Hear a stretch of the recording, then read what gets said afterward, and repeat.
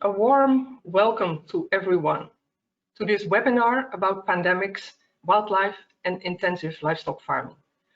First of all, I would like to thank you all for joining us today. It is very encouraging to see that almost 1,800 people are watching.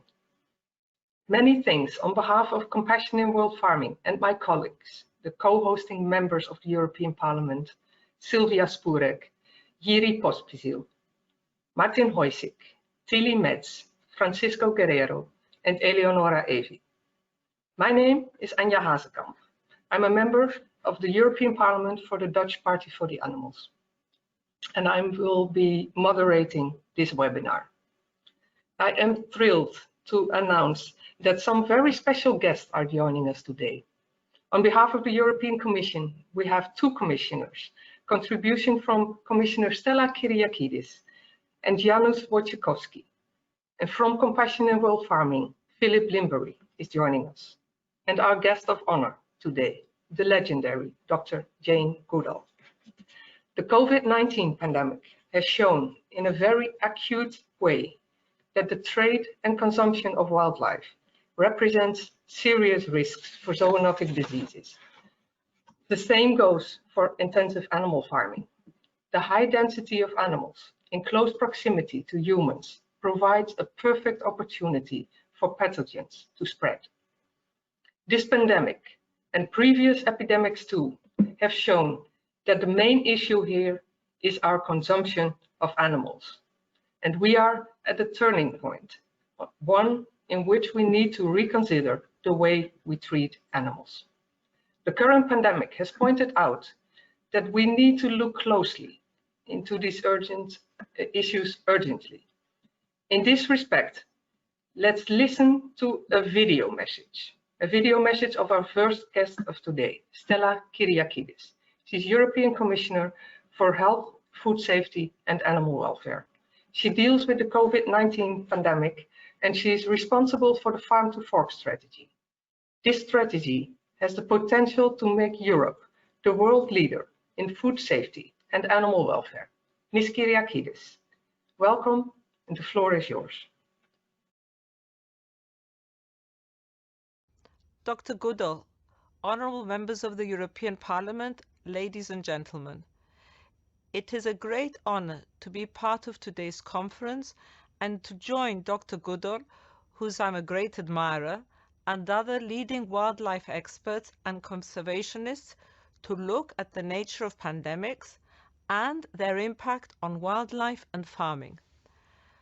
As we begin to emerge from the shock of COVID-19 and the initial crisis management phase, the EU and its member states are starting to look cautiously forward towards other priorities and a hopeful recovery. Many questions are being asked. How can we prevent another crisis like COVID-19? What caused it? How could we better prepare ourselves? We don't yet have all the answers, but I know this. We mobilized all tools possible to face up to this unprecedented public health crisis. Equally so, however, more needs to be done so that our systems become more resilient and our citizens more protected. 2 weeks ago, the European Commission adopted a new Farm to Fork strategy, an ambitious vision to strengthen Europe's food system based on a holistic One Health approach. It aims to achieve sustainability, long-term food security, and promote environmental health and action, to address climate change and biodiversity loss, as per the European Green Deal. It also includes ambitious but achievable targets to tackle key areas of concern and promote more eco-friendly farming. By 2030, we are calling for a 50% reduction in the use and risk of chemical pesticides, a 50% reduction in sales of antimicrobials used in farming and aquaculture, a 20% reduction in fertilizer use, and a 25% increase in the land under organic farming. These targets will be delivered alongside measures to encourage responsible consumption, sustainable diets and lifestyles. Each link of the food chain will be strengthened, every actor empowered to take positive steps to improve our natural world and our general health outcomes. We are all in this together, and every action by every individual can and will make a difference. I therefore truly count on each and every one of you so that we collectively make this difference. Highly intensive farming systems have created an abundance of food, but in Europe, at least, there is also significant waste, and at times also animal suffering. These phenomena deeply worry me. The parts that don't work are ethically questionable and socially and environmentally unacceptable. Our citizens expect more, and we will deliver a better balance to ensure that farming practices are sustainable and food is affordable. Animal welfare is among my priorities. It has always been a concern to me, an issue close to my heart. And of course, it is a priority under the Farm to Fork strategy. We are currently evaluating the EU Animal Welfare Strategy, which is expected to be concluded by the end of 2020. Equally so, we're evaluating the existing rules, including for animal transport and slaughter. Two issues I know are of great concern. This evaluation will conclude in 2021, after which the Commission will present proposals to revise the rules where needed. In addition to this, I am determined to continue our efforts to improve compliance on animal transport and to continue closely monitoring the situation.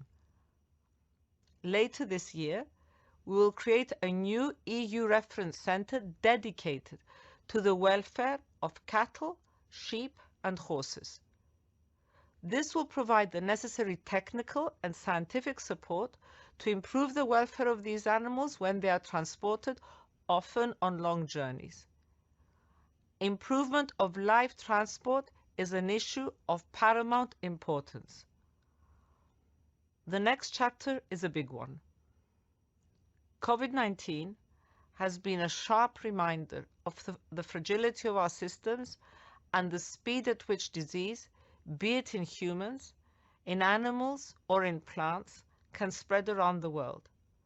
We now have a unique window of opportunity to make a difference and to bring about the changes to strengthen these systems, to respond to crisis, and to sustain future generations of humankind.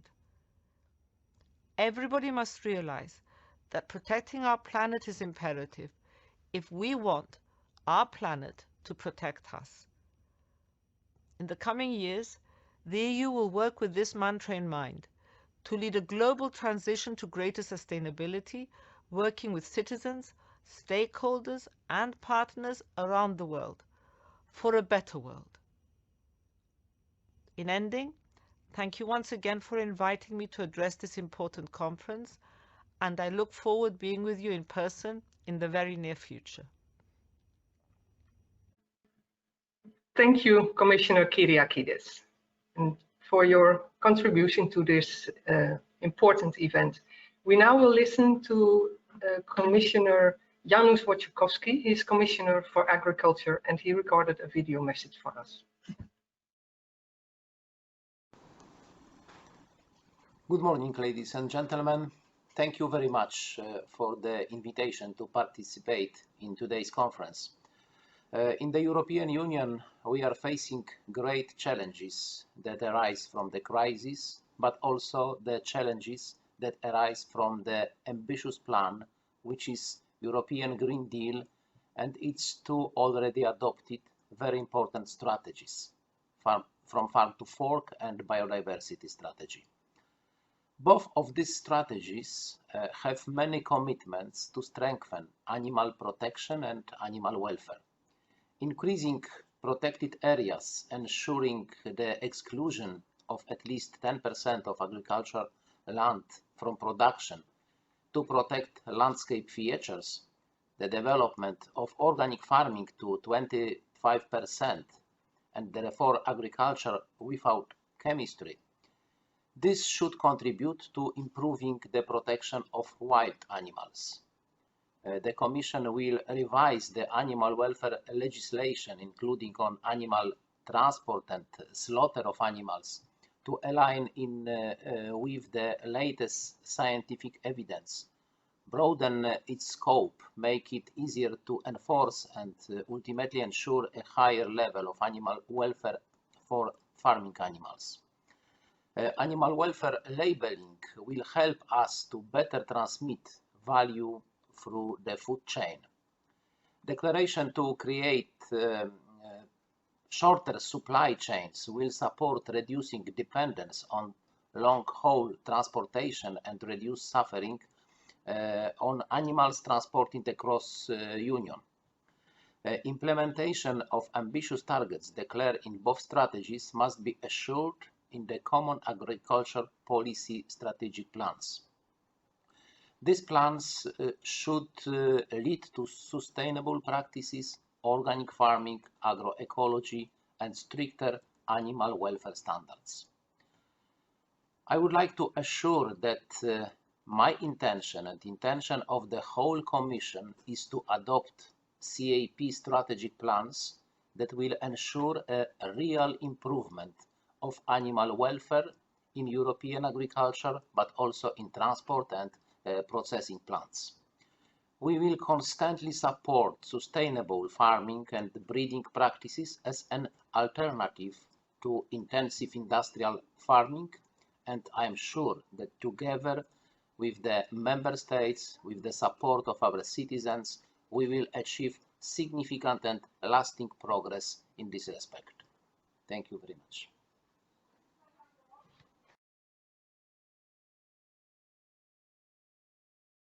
Thank you, Commissioner Wojciechowski. Our next guest is Philip Limbury of Compassion in World Farming. He is also a renowned author of groundbreaking books such as Farmageddon and Dead Zone. Mr. Limbury, very welcome, and the floor is yours.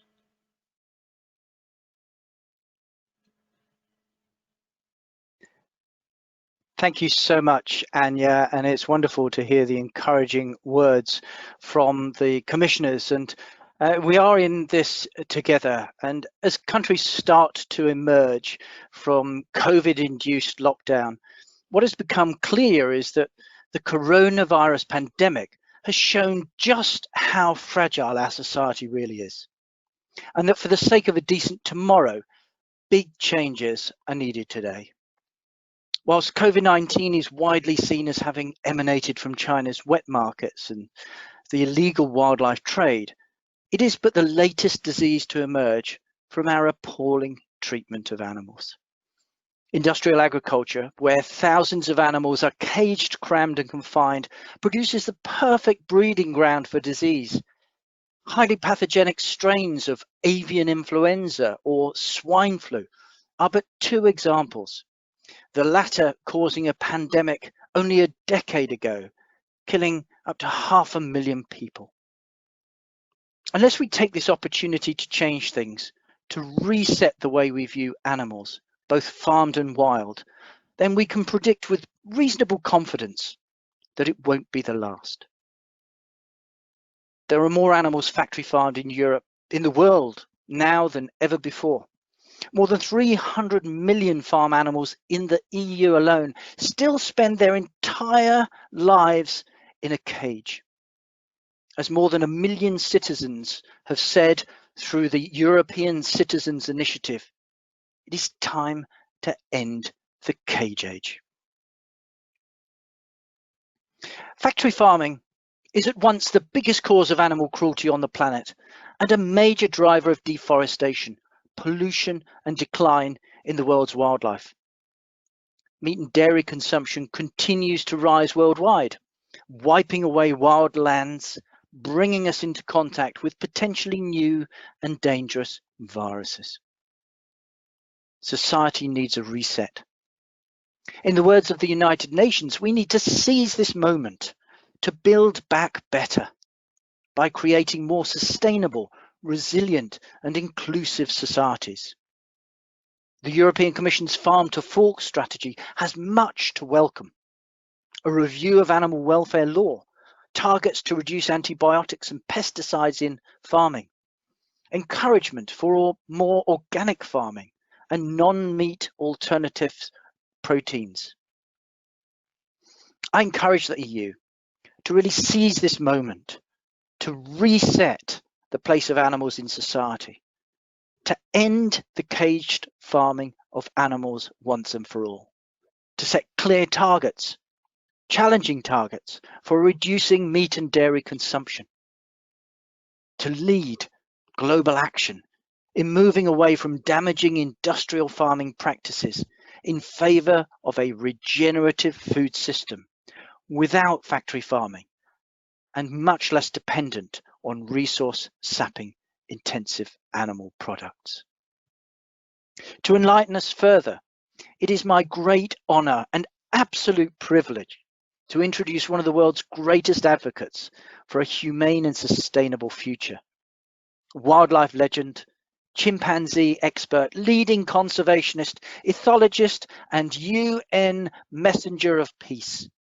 To give us reason for hope, please welcome Dr. Jane Goodall. Hello. Can you hear me? Yes. You can. Okay. Yes, can hear you, Jane, loud and clear. Good. Well, thank you for your introduction. And thank everybody for what I've already heard this morning. Of course, here in the UK, we're sort of dissociated from the European Union, aren't we, because of Brexit? But I feel I'm a world citizen, so it doesn't really matter. And now that we're all separate, but we can all get together on through social media, then, you know, we're world citizens, I think. So, but you heard what I said, that we're all together. And even though I'm no longer officially part of the European Union because of Brexit, you introduced me to start with as somebody who studied chimpanzees. So since most of us are all apart, the distance greeting call of the chimpanzee seems a very good way for me to begin. And that's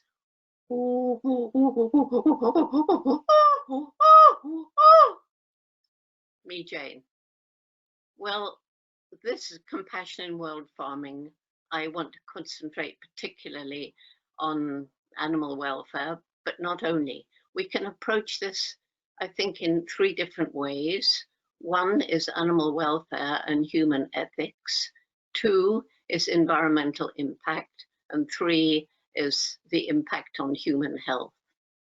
So starting with the animal welfare, you know, I was born loving animals, all kinds of animals. And I remember vividly when I was just 4.5, my mother took me for a holiday onto a farm in the country. And it was a proper farm. There were animals grazing in the fields, pigs rootling, hens clucking about the farmyard. And that memory stayed with me. And I went off to study chimpanzees. And when I went, I don't believe there was a single factory farm in the UK. If there was, I wasn't aware of it. And then in the late 60s, I read Peter Singer's book, Animal Liberation. I read about intensive animal factory farming. And I was absolutely shocked that next time I saw a piece of meat on my plate, I thought, this symbolizes fear, pain, death. I don't want that inside me. From that day on, I haven't touched any meat. And today now I'm at home, I can be a vegan, traveling around the world as I normally am 300 days a year. At least I'm a vegetarian and a vegan when I can be. But it was when I went to Cambridge University after I'd been with the chimpanzees 2 years. The professors told me that I'd done everything wrong.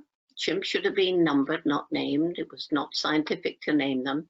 And I could not talk about their personality, their minds capable of problem solving, and certainly not their emotions. That was a sin. That was anthropomorphism. Only humans, they said, had personality, mind, and feeling and emotions.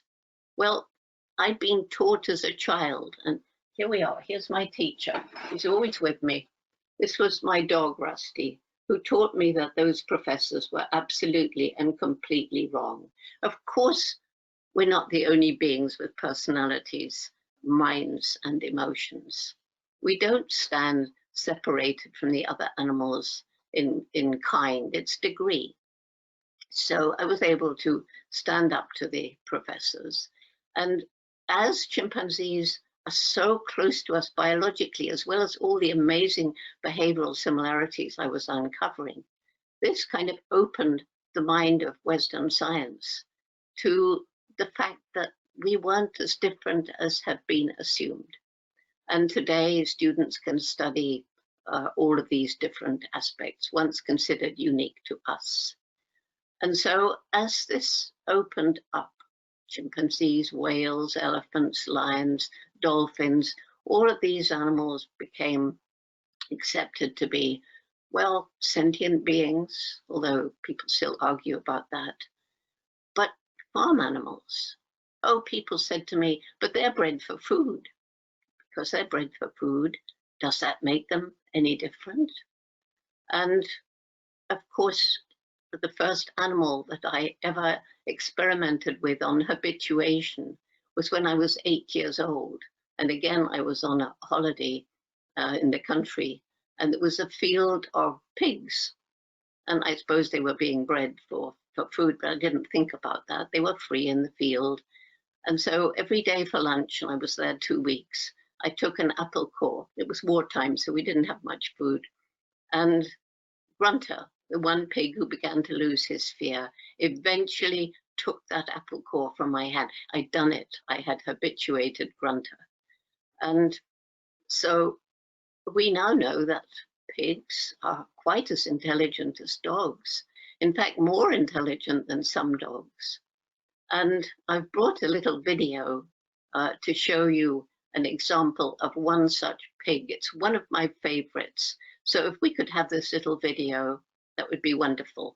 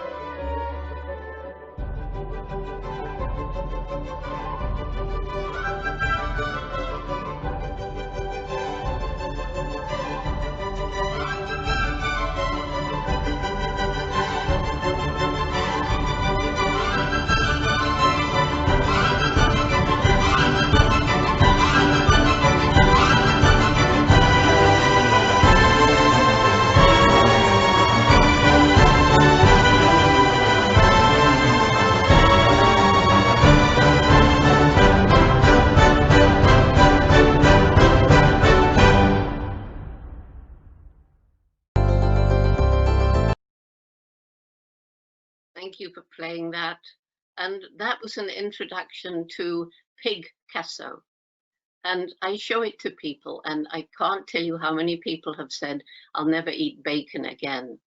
And I think this is the way to try and move in the direction we all want to go, which is to eat less meat or no meat, to turn to plant-based diets. And because I always like to talk about hope, there are some things where we have moved forward a lot. You know, I was born way back when, in 1934, and there has been a lot of change. First of all, the welfare of farm animals went down, but it's beginning, more and more people are getting aware. And it's stories like Picasso that are really waking people up, because it's one thing to say pigs are as intelligent as dogs. It's another to show that pig full of joy. And, you know, I remember my mother going into a shop, and this was the early days when we began to understand about what was going on. And she asked in one of the stores for free-range eggs. And the girl looked at her and said, "What's a free-range egg?"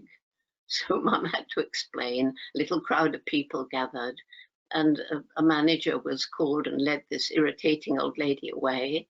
And 2 weeks later, free-range eggs were sold in Marks and Spencer's. And she did that in 2 other chain stores. Just that's an example of what one individual can do. So now, big push for cage-free hens. And then there was a big awareness campaign about foie gras and the cruelty of sticking steel tubes down the throats of ducks and geese. And then on top of that, there were these farrowing crates, what they call, I don't know, these places where pigs who just had a litter were just kept, they couldn't even turn over. And then the veal crates, where veal calves are starved of iron and put in crates where they can't even turn around. All of these things, gradually, one after the other, people are becoming more aware, and there have been campaigns. Not enough yet, but at least there's a big change in awareness since factory farming first began.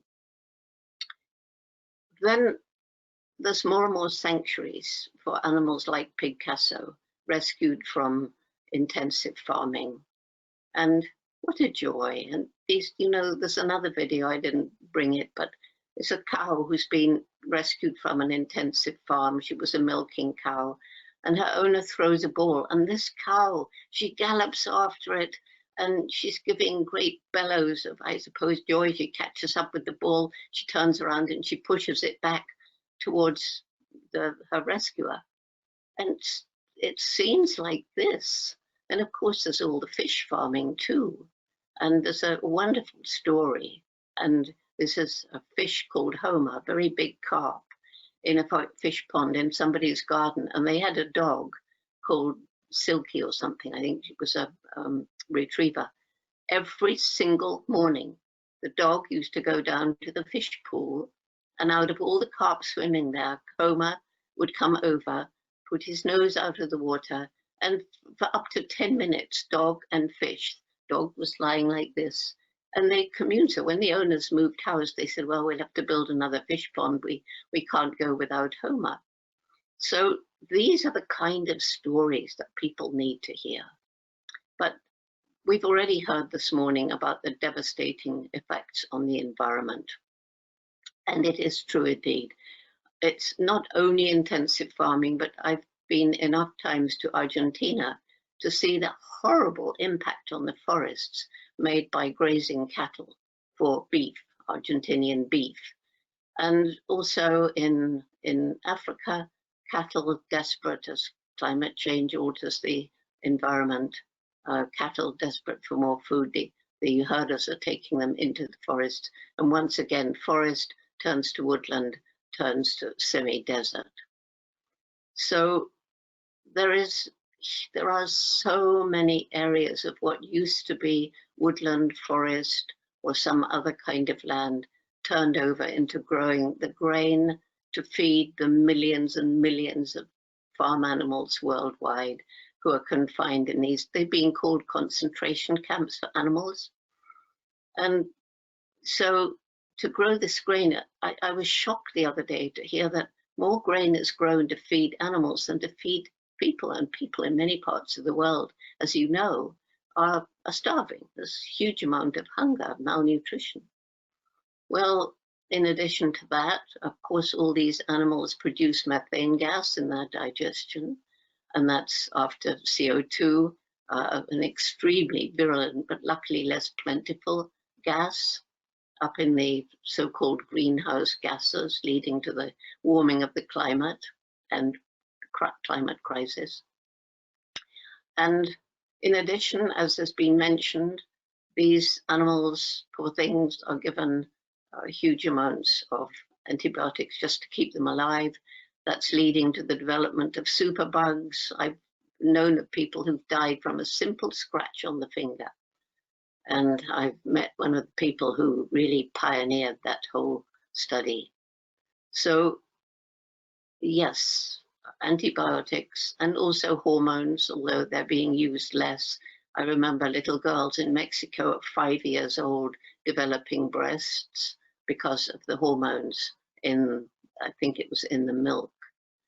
And of course, when we talk about eating less meat and turning to a plant-based diet, we have to think of the horrible cruelty to all the dairy cattle. I mean, sometimes it's just so awful. And also the way that battery hens are kept for laying eggs. And here in the house I grew up in, where I'm speaking from now, my sister and I have rescued hens from battery farms, and it makes you cry to see how the first time they can tread on grass after their wire cages, they can hardly stand up. But eventually they peck around and their feathers grow back. And all of these things just make you understand the depth and horror of the cruelty that we're inflicting on these millions and millions of animals. Water's becoming increasingly scarce, and of course it's also polluted, but water is needed, a lot of water, to change vegetable to animal protein. So that's another problem. And the animal waste, that is a huge problem because it's put in these pits, often open pits, and these, particularly the hog farms, are in very poor rural areas in the US anyway. And people, when the wind is wrong, they dare not open their windows because the stench of the animal waste, and then when there's floods, it gets washed down into the rivers and into the sea, and it's polluting the life in the rivers and eventually ending up in this pollution of the sea. So with the destruction of the forest and the pollution of the ocean, we are contaminating the two great lungs of the world, both of which breathe out oxygen, although the ocean's less and less because of the pollution and the acid zones, and also absorb carbon dioxide from the atmosphere. Again, both systems are losing the ability as they're polluted and destroyed. So I think that's about it for the effects on the environment, and I'm talking about the animal farming here, not all this use of pesticides and herbicides, which is so devastating to the wildlife and definitely causing the 6th great extinction that we're in the middle of. I mean, growing up here in Bournemouth in England, south of England, I used to wake up to the dawn chorus. We had so many different bird species around us. They're nearly all gone. They're nearly all gone because of pesticides and herbicides and insects being killed. It's what's happened to this planet is terrifying. But again, there's a greater awareness. People are understanding more about the dangers of this way of intensive farming, the danger of monocultures and genetically modified foods. And as people become more aware, there are more voices joined in a chorus of trying to do things differently. And then, of course, the health issues, which have already been touched upon. But we all know about food poisoning like salmonella, which particularly comes from intensively farmed animals, chickens, so I'm told, much more so than in backyard poultry. And the use of antibiotics, I've already mentioned, which leads to these superbugs and the hormones. And then, you know, because of handling the waste and because of those working in the abattoirs, there's this handling of wild animals, killing domestic animals, killing of them. And these farm workers sometimes are being contaminated, diseases spilling over from domestically farmed animals to people and causing epidemics, pandemics, diseases of various sorts. Of course, sometimes an individual human can get sick and that's the end of it. But sometimes these viruses or bacteria are contagious. And that, of course, is the situation with this modern pandemic. And as has been said, we have brought this on ourselves. And it's because of our absolute disrespect for the environment and for animals. As we cut down the forests, which are so rich in biodiversity, animal species which previously didn't have spent much time together are pushed in closer and closer contact. A disease from a reservoir species like a fruit bat can spill over into another animal. And animals are pushed in closer contact with people, crop raiding, for example, moving into cities in desperate search of food as we invade their homes and take away their natural food sources. And then, yes, there's the hunting, killing, eating, trafficking of animals, animals being sent to Asia to these meat markets. And by the way, most wet markets do not sell wild animals. They're more like our farmers markets. But this particular wet market in Wuhan is thought to have been it does sell wild animals, thought to have been the original place where a virus jumped from an animal species into a human, and from there has, yes, spread right around the world in a really terrifying and shocking way.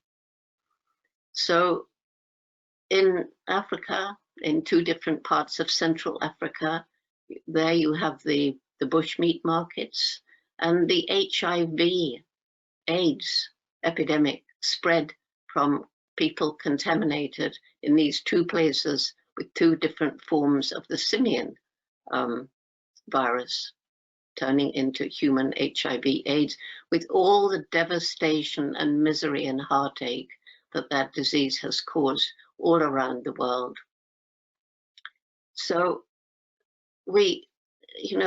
our disrespect of wild animals and our disrespect of farmed animals has all led to these environments where diseases can top over, cross the species barrier, spill over from an animal to a human being. I've talked a bit during this time about the millions or billions of farmed animals, about the billions of wildlife that is traded and sent around the world. But because of my work with chimpanzees, because I've always loved animals, because I read everything I can about the sentience of animals, the intelligence of animals. I mean, even the octopus. I have an octopus, a toy octopus that I take around. They're highly intelligent, and there's talk about breeding them too. And if you Google octopus and coconut shells, wild octopuses go across the ocean floor, and if they want to go to a place with no rocks, and they need rocks because they've got soft bodies with no armor plating to protect them, and so they carry these shells with two tentacles each side. They walk across the ocean floor with the other 4 tentacles. They put down half the shell, they ooze their body into it because they're very soft body, they can get into tiny spaces, and then they reach out and put the other half over them. They've made a house, and this is several species of octopus. This is not in captivity. These are wild octopus out in the ocean.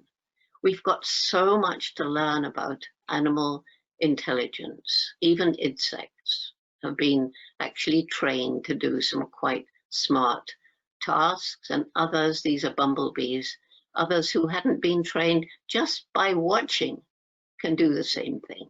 So we have so much to learn. It's such a rich field of inquiry. Animal sentience, animal intelligence, and animal emotions. See a video of a cow who's been separated from the calf more or less at birth, but rescued and reunited with the calf. And again, it just brings tears to your eyes. And the point I'm trying to make here, every single one of those billions of farm animals, every single one of those billions of trafficked animals, they are individuals. They are individuals with personalities, capable of feeling fear and distress, and certainly of feeling pain. And when you start thinking them as individuals, that really brings you to grips with the enormity of what we've done. We've affected millions and millions and millions of sentient beings with horrible suffering. And thinking of us being part of the animal kingdom, just one of the other animals, gifted or cursed with a greater intellect, we've inflicted more suffering per se, even than the Nazis did on the Jews. And we're still inflicting it now, today. And so, as we've heard, this pandemic has been and is a sort of wake-up call, a call to action. Because if we get back to business as usual, which I'm afraid is what many world leaders want, they're just itching to get back to business as usual. I hear China has actually opened up some coal mines, and Trump is trying to do the same. But if we just carry on with business as usual, that will actually lead to the end of our species' tenure on planet Earth. Because what has been so destructive to the environment with farming, also cutting down forests for profit, for the oil palm industry and so on, all of these things combined with the pollution has led to climate change. And that is a far greater threat to our future than industrial farming. And business as usual, I'm just praying and hoping, first of all, that more people after this will be aware of the fact that it is our disrespect of the environment and animals that's led to this pandemic. But also think of the hundreds of thousands of people in the big cities. Maybe for the first time, many of them have had the luxury of breathing clean air, of looking up into the sky at night and seeing stars shining brightly instead of through a haze of pollution, or even in some places not being able to see the stars at all. And these people are not going to want to go back to business as usual.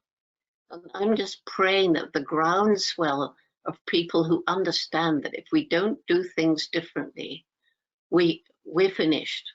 It can't go on very much longer like this, but we do have this window of time. And if we all get together and make our voices heard, which is easier in some countries than others, I'm well aware of that. But if we can, and remember that every single day that we live, we make an impact on the planet, and we get to choose what kind of impact, and unless we're living in absolute poverty. If you're in absolute poverty, you just have to eat the cheapest, and because otherwise you'll die. So we need to alleviate poverty. We need to reduce our environmental footprint on the planet. We need to move towards a plant-based diet. I hate the thought of when people say, well, we're going to have animal farming. It's going to be so contained and so built up against biohazards that we can just carry on farming animals intensively because now it's safe. It may be safer for us, but what about the animals? So that's really the message that I had for you this morning. And I want to thank you for inviting me to share this message, because as you probably notice, I feel quite passionate about it. And we surely all care about our children. Started a program, Roots and Shoots, for young people, 68 countries around the world. And it's instilling into them, through their own choice, a respect of the natural world and a respect for animals as individuals, sentient beings. And so those those things together are my hope for the future. And I do have hope for the future. But we must get together and we must take action in our own lives and do whatever we can, lobbying or consumer choices. And we've got to do it now. So thank you for letting me share the message.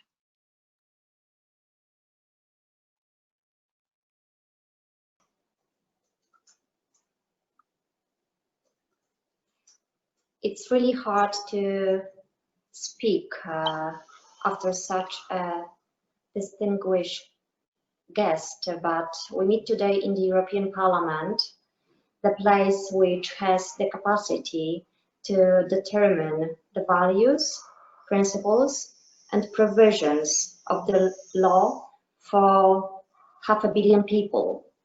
Because it is the European Union that can decide whether animals will continue being used for testing. The EU can decide whether animals will continue being transported over long distances. The EU can have an impact to stop rainforest logging and extinction of wild animals. And the last but not least, it is the EU that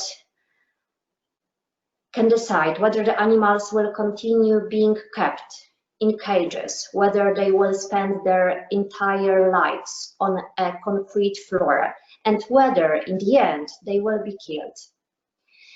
Yes, the European Union can do that. The question is, does the EU want to do this? A few days ago, the Commission has announced a long-awaited From Farm to Fork strategy, which we all hoped would be a turning point in the way we produce and consume food. However, for that to happen, the EU must immediately address the most burning problem of the food industry: production and consumption of meat and animal origin products. Despite that, the Commission has failed to present an ambitious and concrete plan to address the issue of industrial animal farming.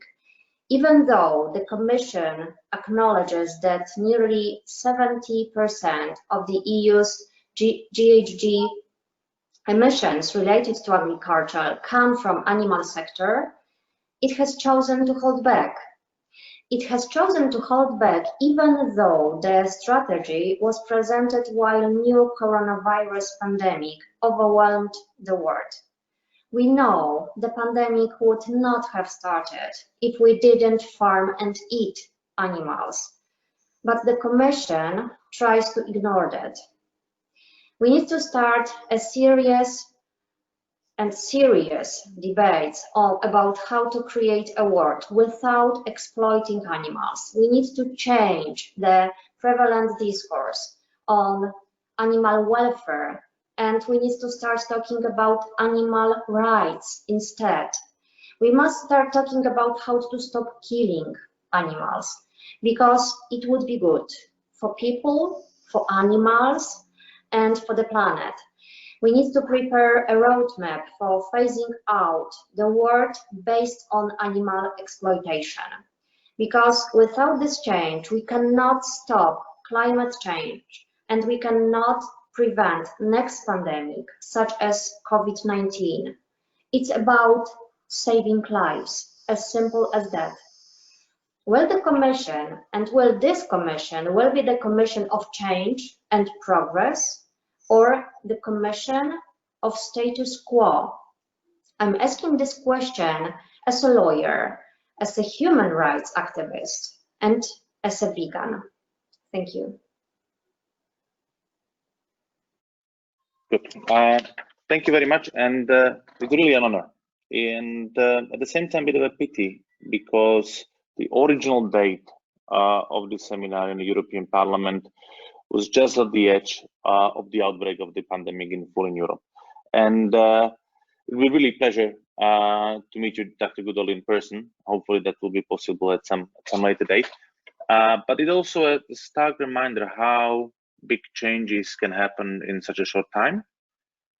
But on the positive side, also, it's a possibility for what I see now. It's more than 1,000 people attending this workshop, which wouldn't be really possible in person inside of the parliament. Now, I don't think I have to repeat how big lesson the coronavirus has taught us, and that probably no one will ever forget it from this generation and from the generation of my children. This is a unique experience for them. But I really hope that we will also learn from this lesson, because we as a humanity tend to often forget really fast as well. We will learn and we will change the way we think about our environment, that we think about life on this planet, all the sentient beings, not only humans, and that we will change on how we act in the long term. It sometimes seems to me almost easier to talk with public about protection of environment, protection of life, of animals outside of Europe.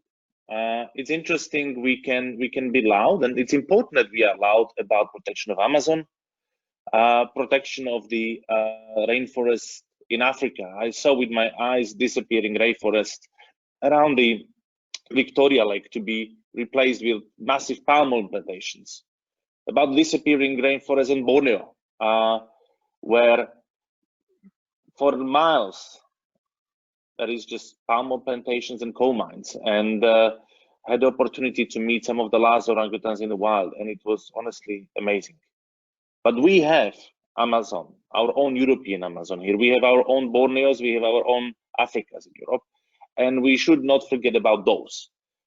And I would like to ask you, Dr. Goodall, how we can bring it more also back home, how we can change our ways in Europe. What would you recommend to the public, to the policymakers, to the businessmen, in order to address really the challenges that we face here? The loss of wilderness, the loss of species, the decline of the pollinators, the risks of antimicrobial resistance, and the problems we face with the animal welfare. What do you think the stakeholders, us policymakers, Commission and businesses should do? Thank you.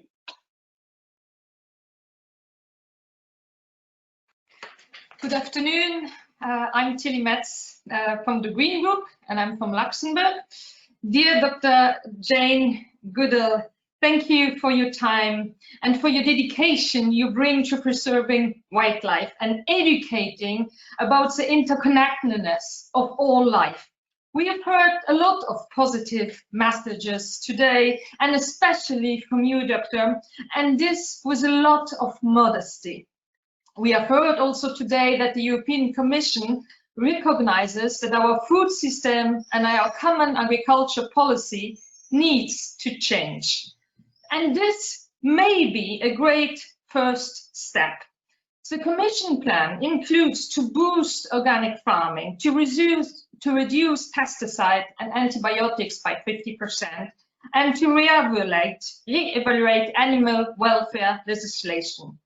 But does this really address the root of the problem? Will this really restore biodiversity and prevent other pandemics? Unfortunately, I don't think so. We need political leaders to explicitly acknowledge that intensive animal farming is one of the major driving forces behind the destruction of natural habitats and the loss of biodiversity. And as you say, dear Dr. Jane Goodall, it causes great suffering for billions of farm animals every year.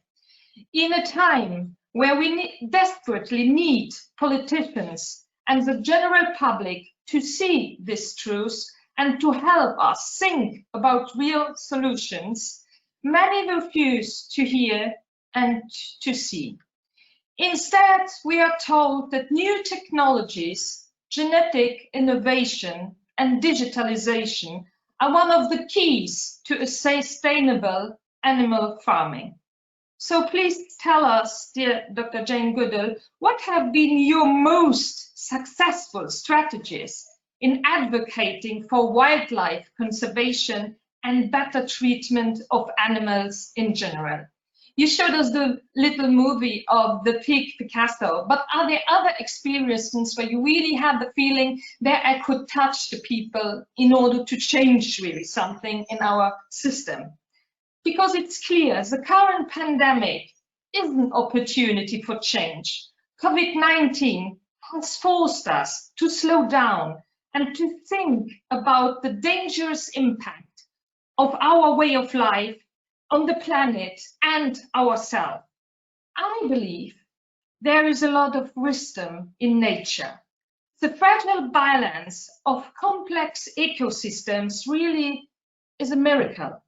And what makes it all possible is the intelligent coexistence of thousands of species.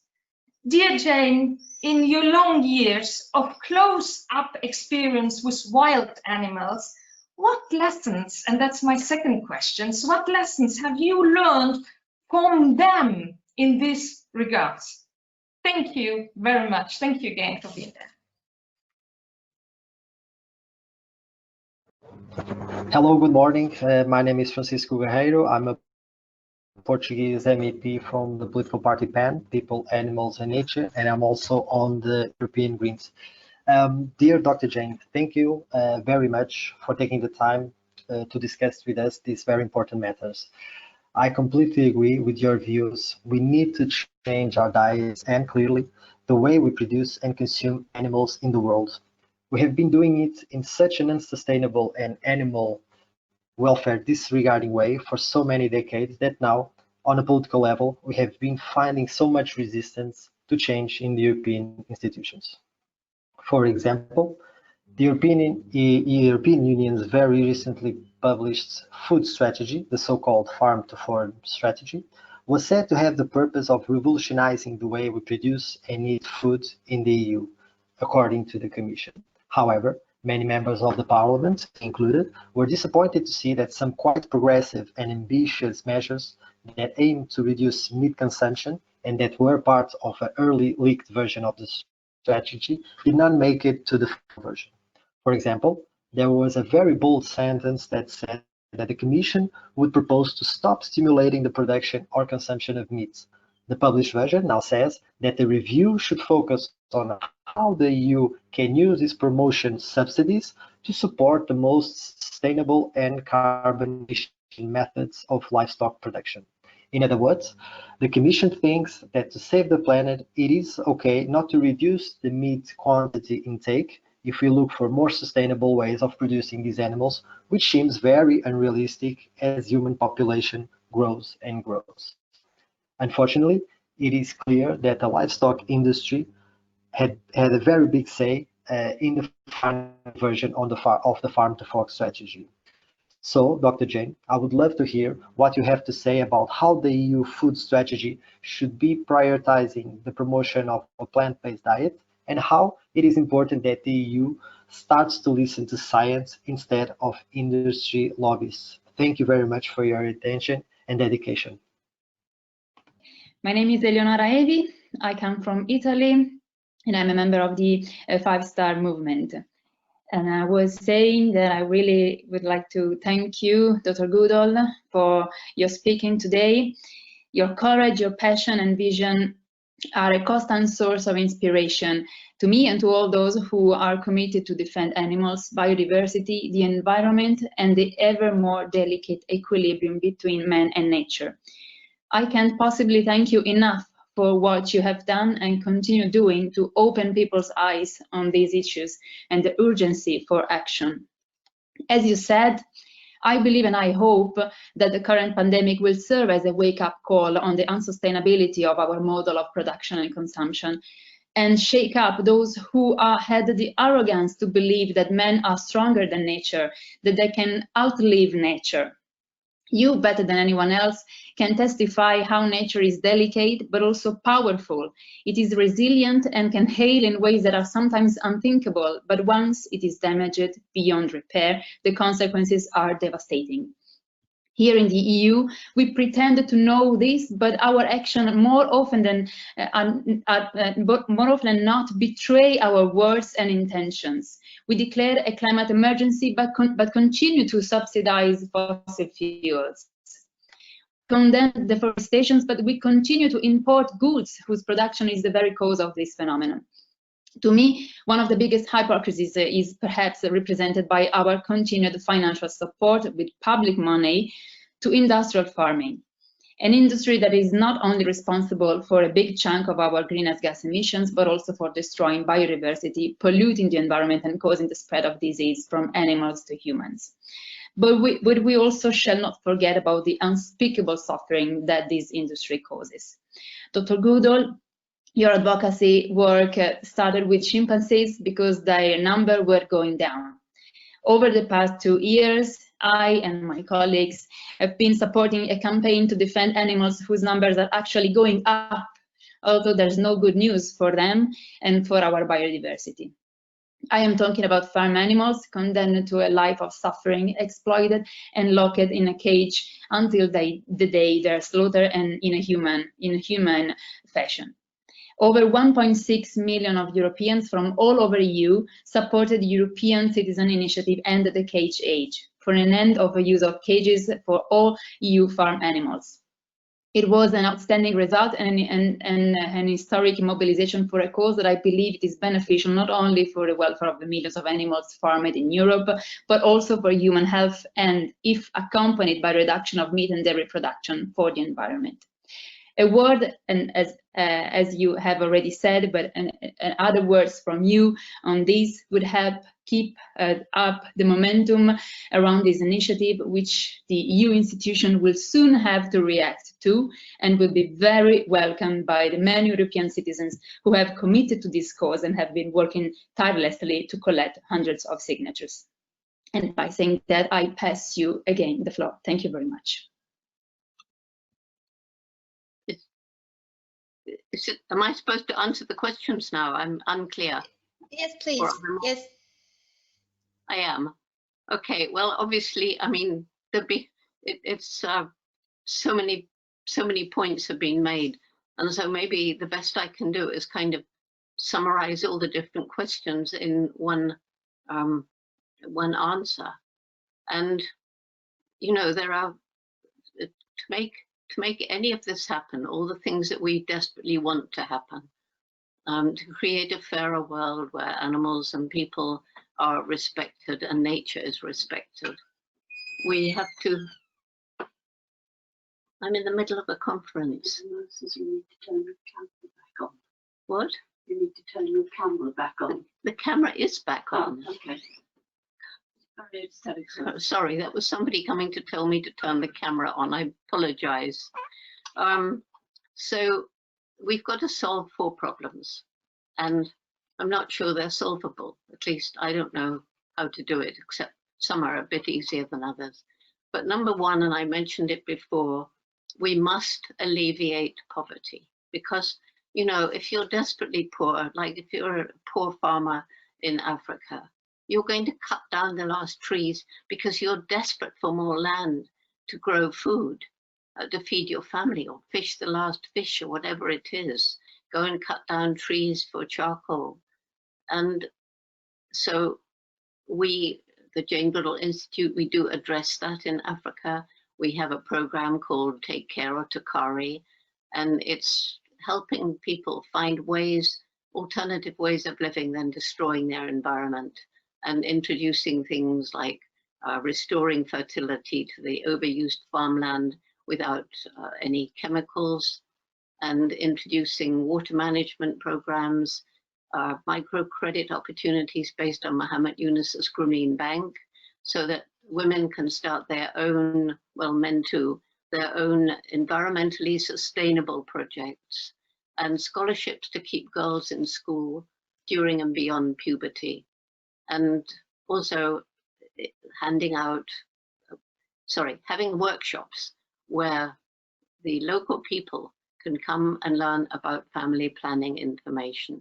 And it's they, and it always has been, local people who've gone into the villages, not a bunch of arrogant white people. And this has now been so successful that it's made the villagers who are initially hostile, who's this woman coming in caring about chimpanzees and not us? But they've now completely understood that saving the forest environment is just as important for their own future as for wildlife. They've become our partners, and that's now in 6 other African countries. So it's helping to protect forests and wildlife and improving the lives of people.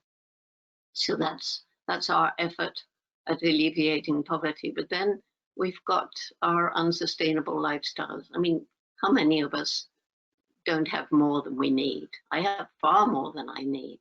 It's just happened. It's not necessarily blameworthy, except that some people have so way over the top stuff that they accumulate. I mean, why must we have a new dress to wear for every public event? And why was Prince Harry criticized for wearing the same suit on several different occasions? You know, that sort of thing. But that's something that we can all address in our own ways. We can try and leave a lighter ecological footprint. And so leading a less environmentally damaging life is something each of us can do. And some people, like in politicians and business, can make decisions that have a huge effect. Then we've got to address corruption, because as long as there's corruption, and this ties into the fact that so often big business has a stranglehold over government because they're supporting the government's various programs.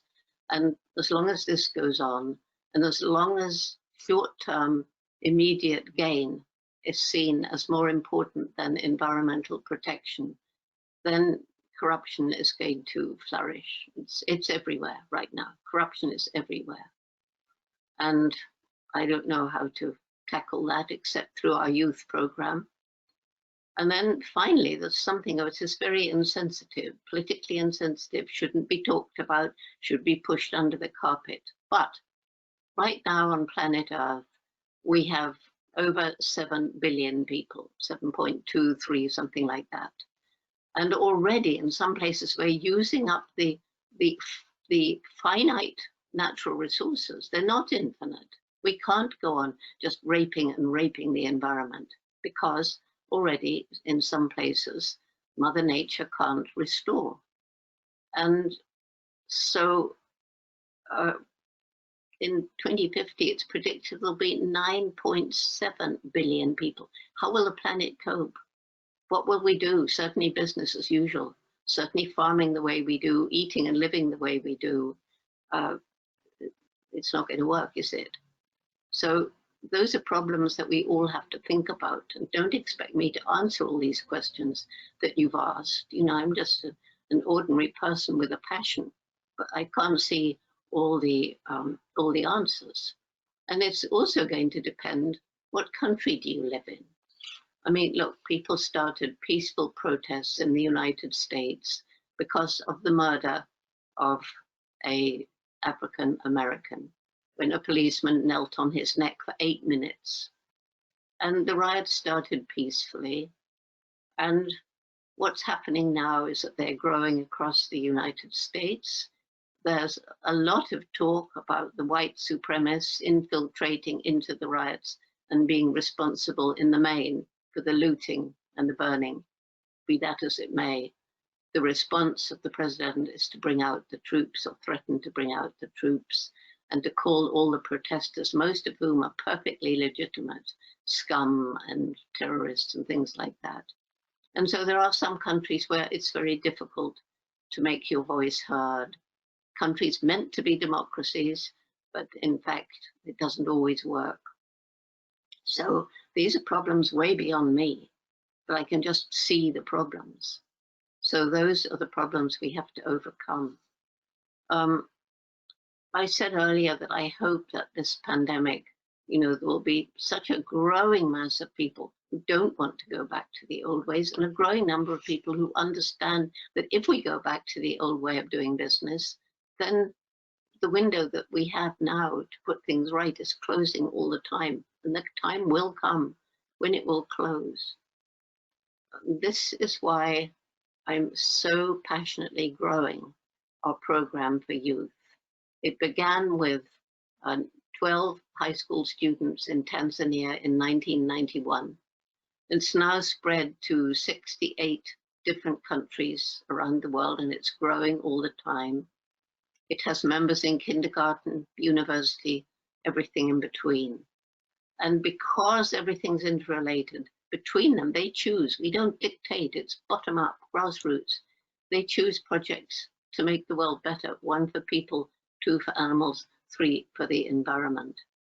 And growing up through this has come a very strong motivation for the need to respect not only nature and animals, but each other as well. Because as long as we have war and violence in so many parts of the world, it's going to be very difficult to concentrate on the welfare of animals and saving the environment. But the youth give me so much hope, because everywhere I go, there are young people with shining eyes wanting to tell me, you know, I want to tell Dr. Jane what we've been doing to make this world a better place. And they are so dedicated, they're so passionate, sometimes actually courageous. That's what they're doing in DRC when there's political violence going on. And they truly are making a difference. And the big hope is that because those who've been through the program in school and university, they somehow seem mostly to maintain the values that they acquired during the program. So I go up to people in China and they say, but of course I care about the environment. I was in Roots and Shoots in primary school. Of course I care about animals. I watch the geographic videos in my Roots and Shoots club in school. And the environment minister in Tanzania was in Roots and Shoots and stood up to the president over an issue and had to lose his job. The environment minister in DRC was also part of Roots and Shoots. And so the hope is that gradually these young people will move into responsible positions in government, in business. And have we got time? I don't know, but it is happening. We as consumers, we can have quite a major impact if we're from affluent societies, because if there's a company doing something that's environmentally damaging or cruel or whatever, we don't need to buy their products. It's no good pointing a finger and saying, I don't like what you're doing, you've got to stop. No, we've just got to refuse to buy products. And that isn't always easy. It's certainly not possible for the very poor. They just have to buy whatever they can get and live however they can. So how to change the system was one thing I was asked. Well, it is to get the message out. I've already said stories like Big Castle. Look up, you know, a lot of these videos on YouTube and see the incredible things that animals do. I mean, there's no question but that they're sentient, that they have really deep emotional lives. And some of these videos really make you cry. The most frequently used animal in medical and pharmaceutical research is the rat. Google 5 smart rats, not 5 ways to kill smart rats, ignore that. 5 smart rats, you'd be amazed at what they can do with you know, teaching them by reward, nothing else. It's quite stunning. So stories, I believe, is the way, because you have to get into people's hearts. It's no good arguing, especially if a young person is going to argue with a CEO of a big company and say, I don't like what you're doing, you mustn't do it. That person isn't really going to listen. They may pretend to listen. They may say, yes, they'll change, but actually they're feeling, huh. So, but if you can get into the heart, and the best way to do that is stories, and also to show that by example, you're practicing what you preach, or walking the talk. So think finally we have to remember that we are part of and not separated from the natural world. For too long, too many people have felt that we humans are separate from nature. And we do this to our peril because, sorry, we're part of the natural world. We depend on it for food, for water, for clothes, for shelter. We can't live without the natural world, and the natural world survives with a healthy ecosystem.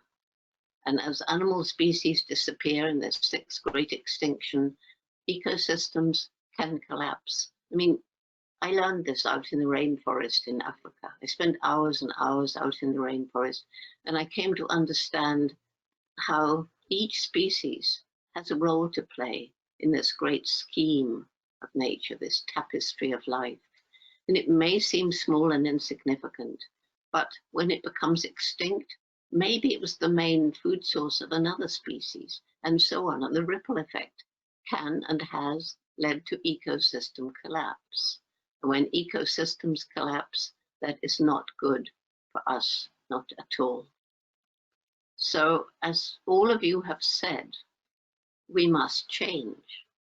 This pandemic, hopefully, it's changed thousands of people.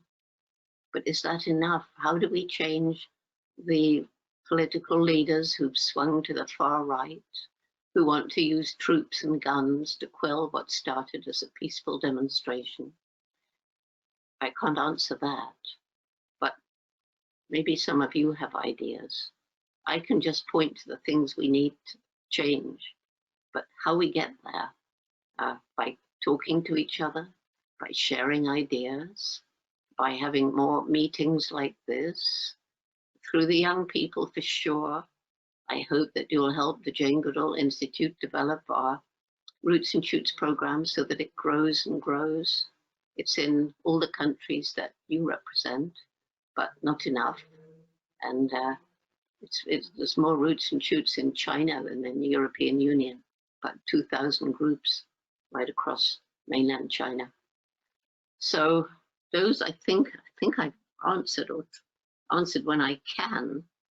How do we listen to science rather than big business? Well, I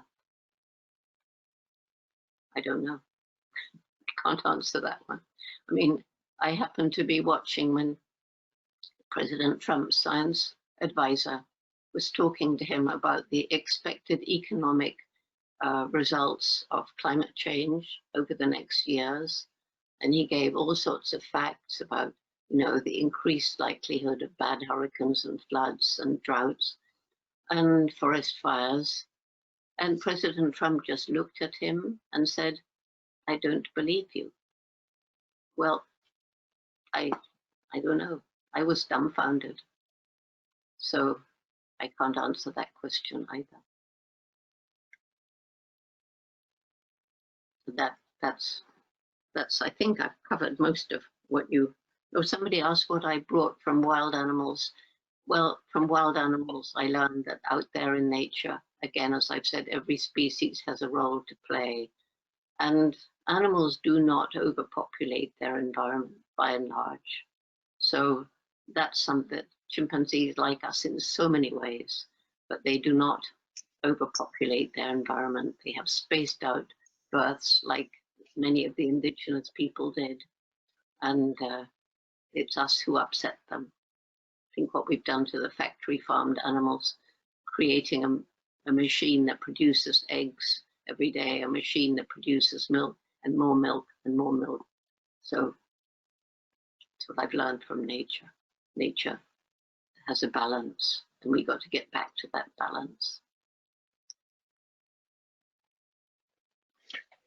Thank you very much for the very nice words, Dr. Goodall. And we have a few questions from journalists. And the first one I would like to ask for a question is Fiona Harvey from The Guardian.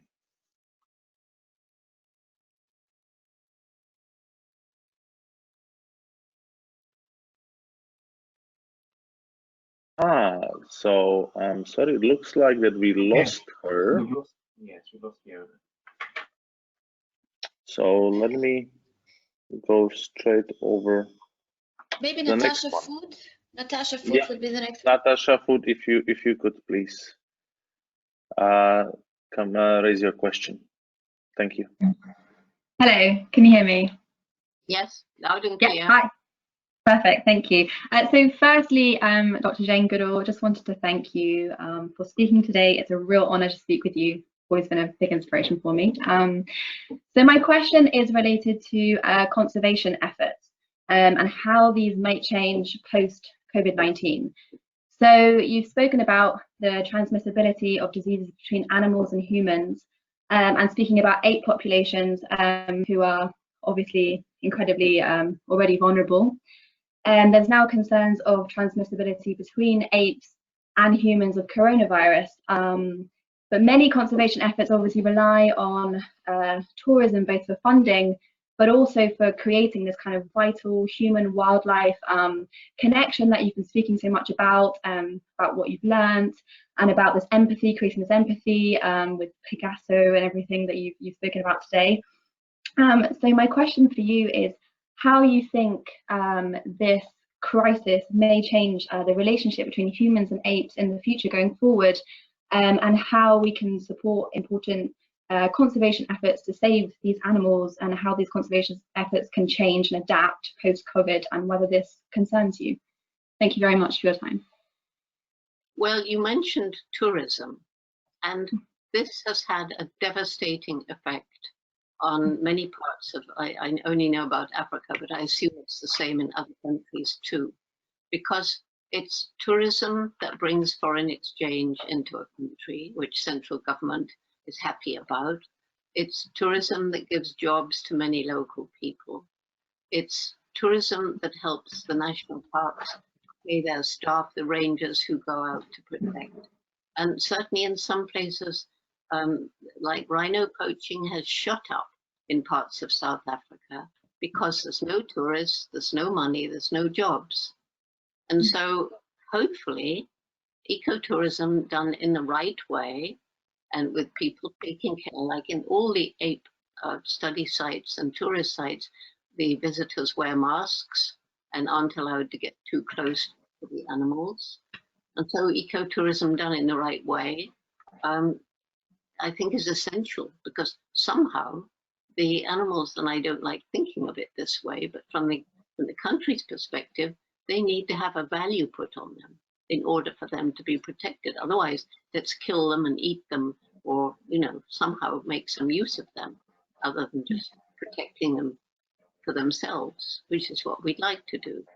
But unless the wealthy countries get together and provide enough money to pay the rangers and to make central government happy and find jobs, that's very, very difficult. And tourism is one way. So chimpanzees surely are susceptible to this. They're very susceptible to all respiratory diseases. And Jane Goodall Institute has 2 sanctuaries for orphan chimps, mostly those whose mothers were sold for bushmeat or sent off to other countries as pets, for example. And it's been relatively easy to protect those chimpanzees. In the Republic of Congo, we have over 160 individuals, many full-grown, no visitors coming in, all the staff wearing masks, food being sterilized, and so on. And so far, there hasn't been any COVID around that area. But working with the wild chimpanzees, it's very difficult. JGI Spain is working in Senegal. We have Gombe. There are wild chimp studies by JGI in Uganda, in Mali.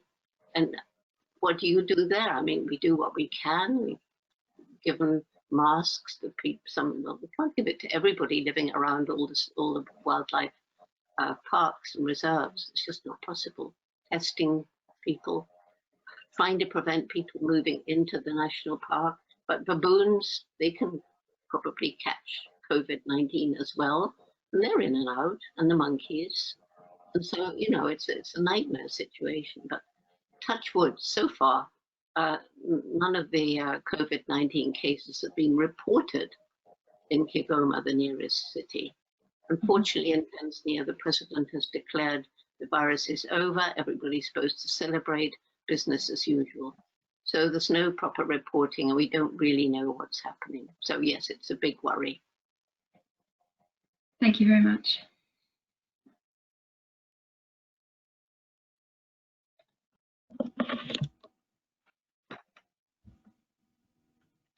Before concluding this webinar, I would like to thank Compassion in World Farming, as well as my colleagues for co-organizing and participating today and sharing their points of view. Thank you, Olga Kiku, Sylvia Spurek, Jiri Pospisil, Martin Hojsik, Tilly Metz, Francisco Guerrero, and Eleonora Evi. Many thanks to all of you who have been watching this webinar, and I hope it inspired you as much as it inspired me. A very big special thank you to Commissioner Stella Kyriakides and Janusz Wojciechowski, Philip Limbury, and of course, our honorary guest of today, Dr. Jane Goodall. Your words gave us hope, they inspire us, and they encourage us to keep striving for a healthier planet and for a world with compassion for all creatures. To conclude this webinar, I would like to say a few words. It is clear that our current food system is broken, that it is a ticking time bomb. COVID-19 is not the first disease transmitted to people from animals, and it surely won't be the last. Zoonotic diseases that jump from non-human animals to humans and vice versa are a huge risk for all living beings on this planet. 3 in 4 new infectious diseases derive from animals. Pandemics such as COVID-19 have shown us that we urgently need to reconsider the way we treat animals. Consumption of animals, not only wild animals, poses a huge risk. Our current food system is broken. It is no exaggeration to say that factory farming is one of the largest problems we have on this planet. And let's not forget that we only have one single planet. The industry is responsible for horrendous animal suffering.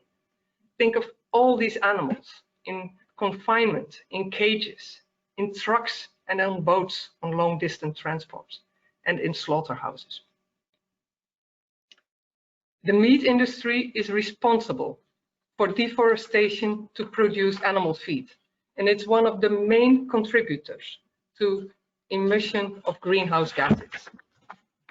A cheap and healthy and easy way of tackling this, all of these crises combined, is to decrease the consumption of meat.